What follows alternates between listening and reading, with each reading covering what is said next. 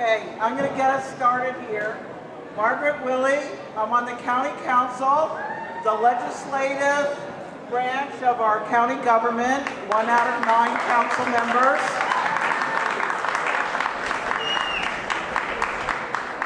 And we are at a pivotal time in the history of this island.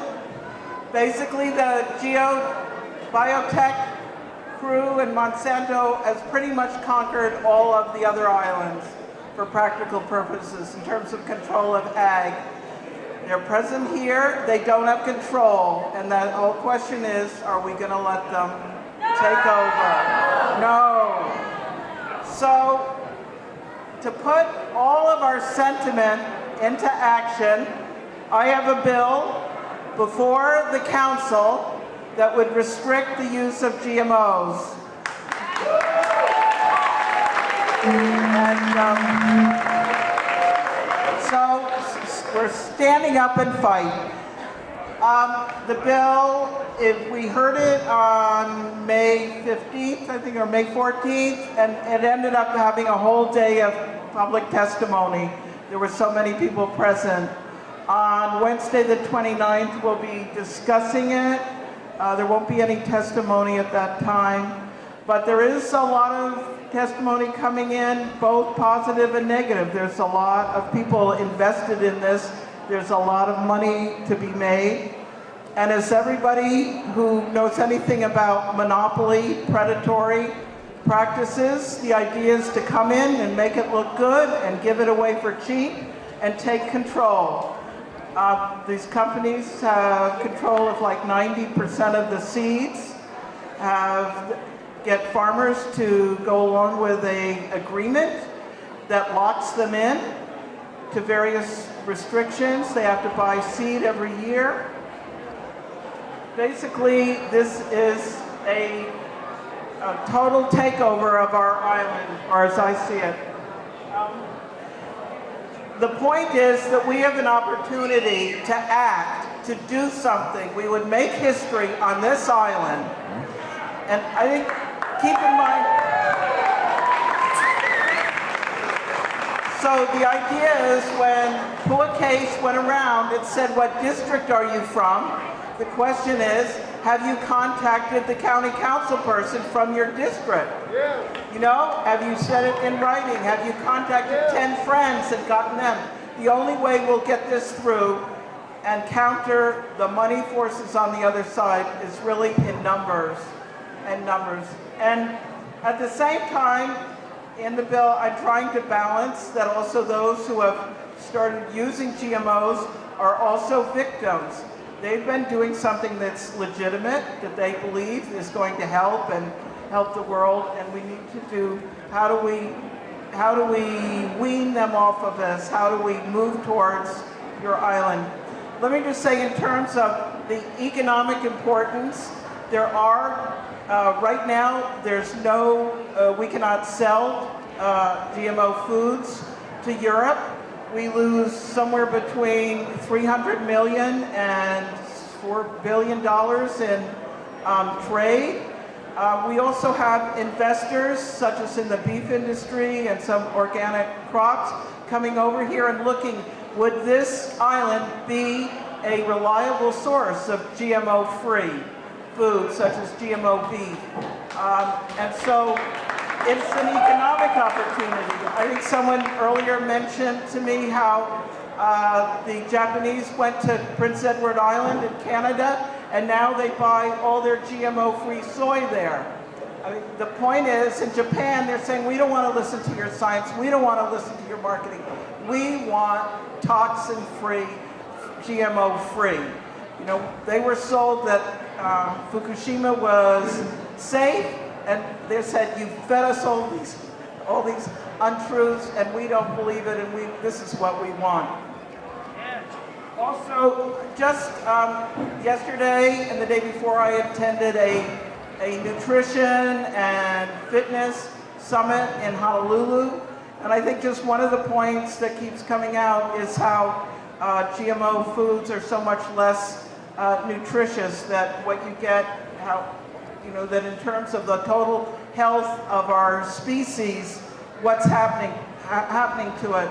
There's a lot that we can't control, the fog, the other negative influences, but there are things that we can control, the food. And one of the things that surprised me is that somehow the biotech companies were given an exemption from a lot of the testing that would ordinarily be required for human consumption. And I think it's important to remember our county and our state is governed by the precautionary principle. And so every time anybody says to you, well, prove that this is unsafe. No, the burden is on them. The burden of proof is on them. And the precautionary principle says, if in the case of uncertainty, err on the side of conservation, err on the side of caution. So we must, so what I'm asking you is to put your beliefs into action. Contact your county council legislators, make a stand, get other people to come out. I do have some copies of my current draft of the bill that if anyone wants to, Lisa, would you pass the walk around? And if anyone doesn't have where to send testimony, I'll give that a space. They just council testimony at cohawaii.hi.us. But if anyone doesn't have that, I'll give it to you. So, and please read up. There's so many books saying what the concerns are. I'm going to let the others speak on of their knowledge, and I just act that we need an action plan. Here's something where we can actually make a difference and do something and not just be opposing. I want to make one last comment, and that has to do with the state legislation.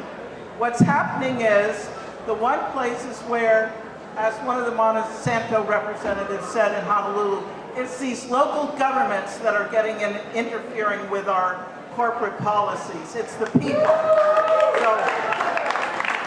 So what are they doing to combat it? They're passing state legislation.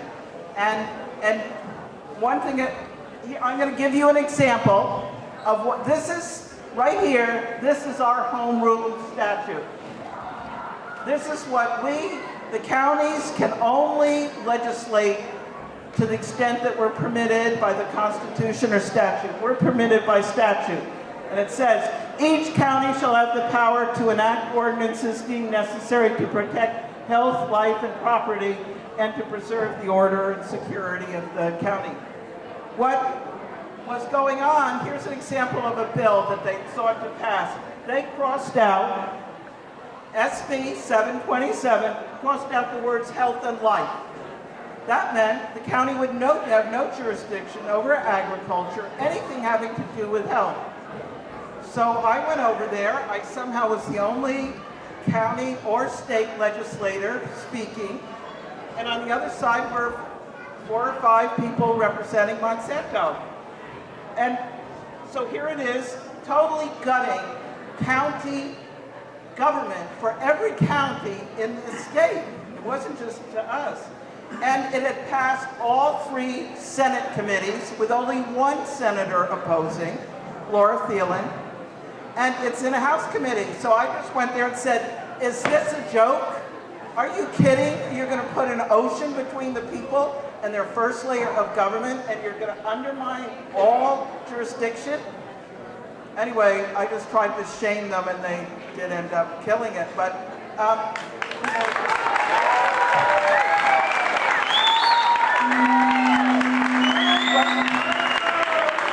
this is just one example.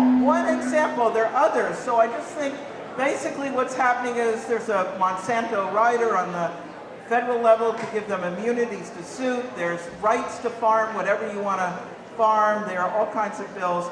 And also the Attorney General's office and the Corporation Counsel's office are sending out memos to say, here are, a dozen reasons why we think you shouldn't be doing this, that more legal work or more science. So thank you very much for the opportunity to speak, and please put your sentiments into action, and let's make this island a model for the rest of the world. Thank you.